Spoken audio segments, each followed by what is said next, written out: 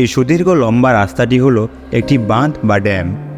ঝাড়খণ্ড রাজ্যের ধানবাদ ও পশ্চিমবঙ্গ রাজ্যের পুরুলিয়া জেলার মধ্যে সংযোগ স্থাপন করে এই বাঁধটি। ড্যামটির নাম পাঞ্চেত ড্যাম।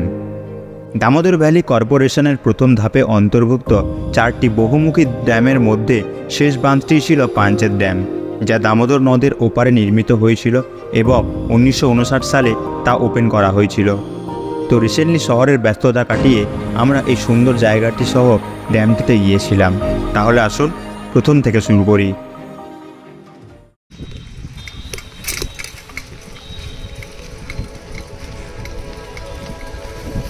ম্যাপে ডেস্টিনেশন ডিস্টেন্স 76 কিলোমিটার দেখার পর কয়েকবার মনে হয়েছিল থাক, যাব না এতটা রাস্তা, কিন্তু কোথাও থেকে যেন মন বলে উঠল জায়গাটায় যাওয়া উচিত।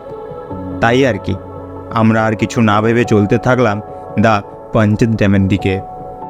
তো আজকে আমরা যাচ্ছি পাঞ্চেত ড্যাম, যেটা ধানবাদে অবস্থিত।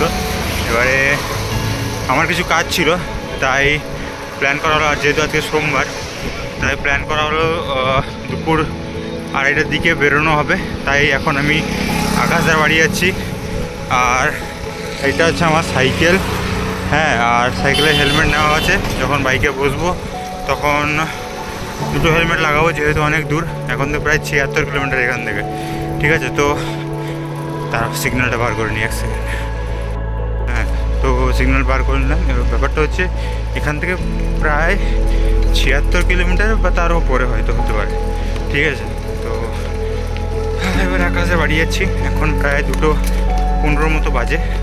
ঠিক আছে, তো তারপরে আকাশের বাড়ি গিয়ে পৌঁছে তারপরে অ্যাকচুয়াল জার্নিটা স্টার্ট হবে। তাহলে চলুন শর্টে এবারে জার্নিটা একবার দেখে নিন। ওকে, টাটা।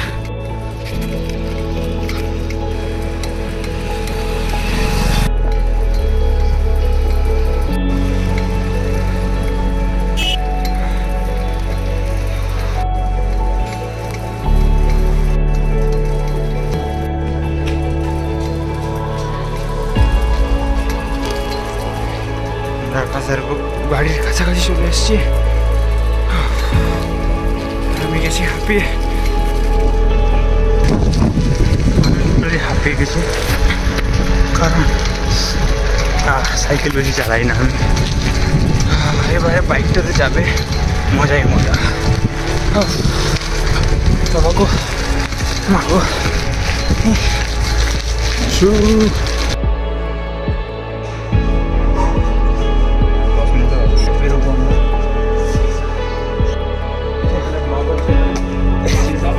আমরা রেডি। আকাশে রেডি, তুমি রেডি? সব রেডি। আরেকটা বাজে ভাই, জলদি যেতে হবে। আমাদের সিকিউরিটি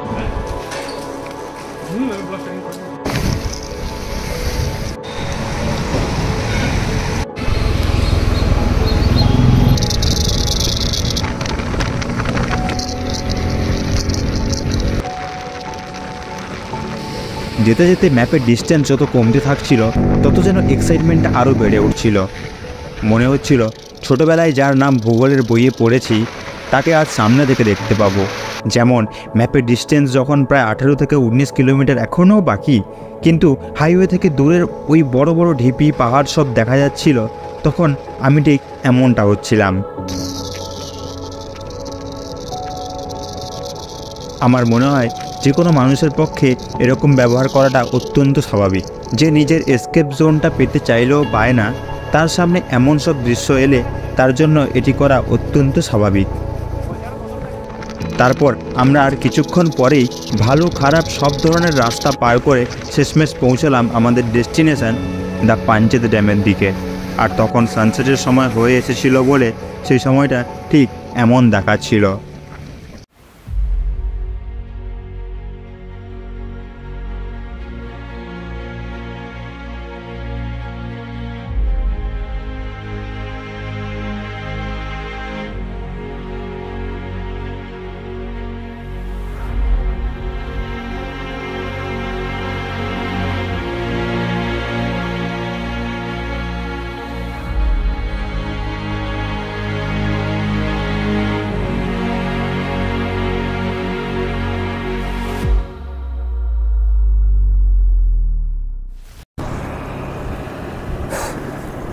খুব সুন্দর, খুব সুন্দর।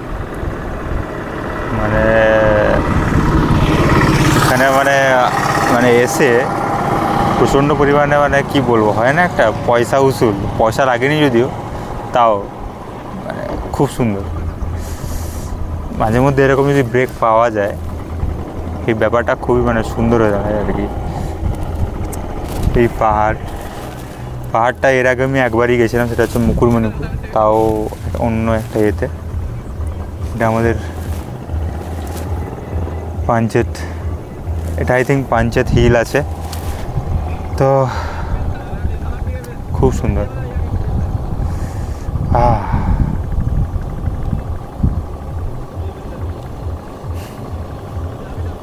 এই জায়গাটি যত বেশি সুন্দর ঠিক তেমনই এর একটি বাজে ইতিহাসও আছে।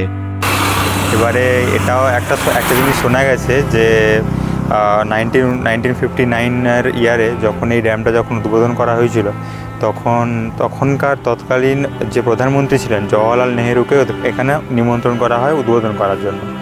এবারে নিমন্ত্রণ করার জন্য ওনাকে যারা সম্মাননা জানাবে, সেখানে কী করা হয়, ডিভিসির যারা দুজন কর্মরতা মেয়ে ছিল 15 বছরের, একজন ছিল রোবন মাঝি আর একজন ছিল বুধনি মেজান, ঠিক আছে। তো ওদেরকে যখন সম্মাননা দেওয়ার জন্য যখন আসতে বলা হয়, তখন তার মধ্যে বুধনি মেজান কী করে, সম্মাননা জানানোর জন্য জওহরলাল নেহেরুকে আনুষ্ঠানিকভাবে মালা পরায়।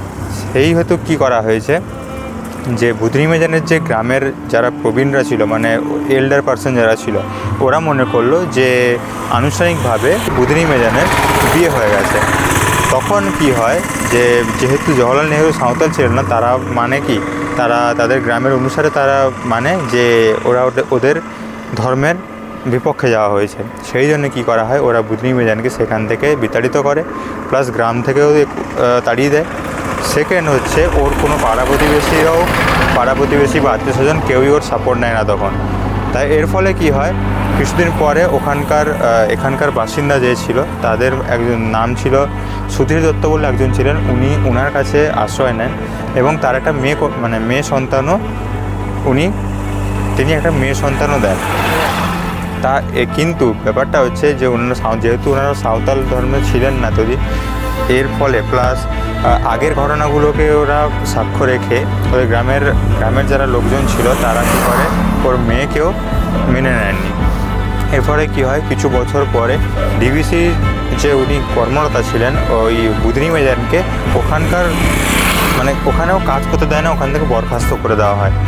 এবং কি হয়, সেখানে 1985 সালে মনে হয় 1985 সালে তখন যে প্রধানমন্ত্রী ছিলেন রাজীব গান্ধী, তিনি বুধনি মেজানকে আবার কাজে ফিরিয়ে আনে। কিন্তু এত কিছু আপ অ্যান্ড ডাউনের পরেও কী হয়, বুধনি মেজান নিজের গ্রামে আর ফিরতে পারেন না। উনি এবং ওনার মেয়ে চিরকালের জন্য ওদের গ্রাম থেকে বিতাড়িত হয়েই থাকেন।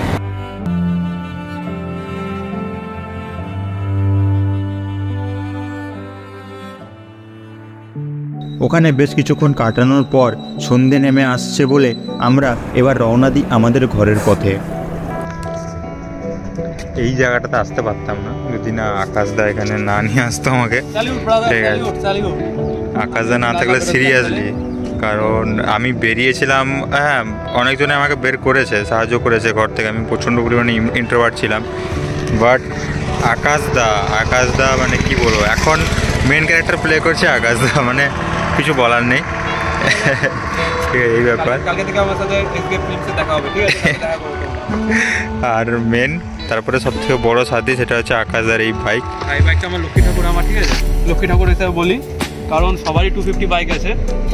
তো সেই 250 সেগমেন্ট অনুযায়ী এখন আমার যেটা দিচ্ছে, টায়ার থেকে শুরু করে, চেন থেকে শুরু করে, স্পিড থেকে শুরু করে এভরিথিং, এখন কোনো প্রবলেম নেই, চাইও না। তাই জন্য আমি সবসময় অনেক জায়গায় উবড়া খাবার রাস্তাতে এমনভাবে পের হয়েছে, অন্যান্য গাড়িগুলো ভেঙেও যেতে পারতো, বাট আমি এটাকে লক্ষ্মী ঠাকুর হিসেবে আমি মানি। ভাই লক্ষ্মী, আমার লক্ষ্মী যে বলা হয় সেটা আমার, এটা অন্য কিছু হয়তো নাম নেই, অনেক কিছু নাম দেয় এই সেই হয়েছে, বাট আমার লক্ষ্মী।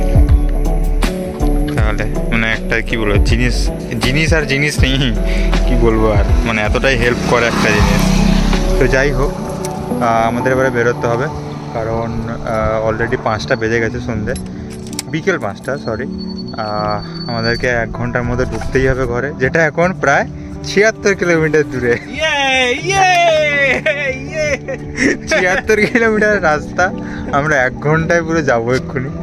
ঠিক আছে, তো ফার্স্ট জার্নিটা তোমরা দেখে নাও। আর এখানকার একটা স্পেশাল ভিউ ওই দিকে আছে, দেখো খুব কেমনটা অদ্ভুত সুন্দর লাগছে ওই জায়গাটা। প্লাস এটা তো ভোলার মতোই নয়, আহা খুব সুন্দর জায়গা। এই জায়গাটা মনে থাকবে অনেক বছর, মনে থাকবে অনেক বছর মনে থাকবে। তো চলো ঠিক আছে, লাস্ট জার্নি। হ্যাঁ মানে এখান থেকে ঘর যাওয়ার লাস্ট জার্নি। অনেক জার্নি হবে আমাদের, এখনো অনেক জার্নি বাকি আছে। তো এটা শুধু ওয়েস্ট বেঙ্গল না, বর্তমানে এটা আমরা ওয়েস্ট বেঙ্গলের মধ্যে নেই, এটা ঝাড়খণ্ডের মধ্যে।